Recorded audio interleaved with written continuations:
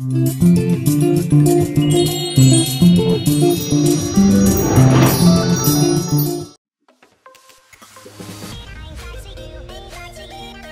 لما كناش جبناها كده كنا ضيعنا يا ابو كمال. هي كده كده كده. مجدي مجدي مجدي مجدي مجدي.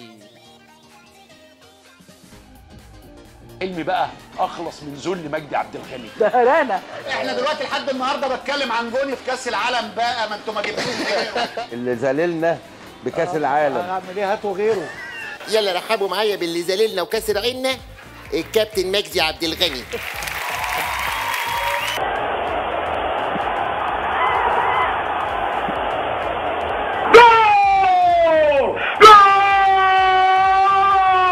تفتكر ميسي اشهر ولا مجدي عبد الغني؟ مجدي عبد الغني. قول له مين ده اساسا يعني؟ مين اللي هيقول بالظبط؟ ميسي. يقول له مين مجدي عبد الغني ده اساسا؟ اللي هو يعني اكيد طبعا. ميسي. ميسي اشهر. مجدي عبد الغني في مصر وميسي بره. يعني بقى اللي شهرته اكتر؟ اكيد ميسي. وانت؟ ايه؟ راح فرح.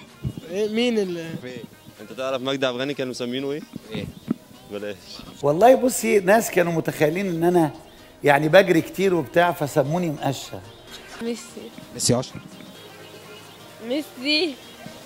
هو مجدي عبد الغني ده اللي في الاهلي ها؟ اعتقد ميسي. ده واحد عالمي. عارف ياسمين انا اللي جبتها كده. ها كده. انا هو اللي جابها كده. انا هو لو جابها كده ما كانتش جد. هو انا اللي جبتها كده. حطيتها انا على اليمين. ما خلاص كلنا حابسين. انت بتفتكر نخلص من الحطه دي ازاي؟ نقتله. هي ضربة الجزاء دي هي اللي ايوه كده. عارف انت لو ما كانتش جت على الشمال كنا رحنا في داهيه. والله يعني نوصل كاس العالم ونجيب جون وننزل له بقى. كهربا يجيب جول. كهربا؟ لازم. مصطفى فتحي يجيب جولنا ويروح المنتخب الاول ان شاء الله. اللي بقى في 2018 ربنا يكرمنا في 2018 في روسيا، ويبقى في هدف يمحي بقى الهدف اللي هو ذللنا بيه ده. انا بتكلم دلوقتي لو كده بقى صلاح. نخلص منها ازاي بقى؟ بصلاح حد يوصل كاس العالم وحد لازم حد. اي حد يجيب جون ونخلص منه ان شاء الله. الحضر يجيب جون.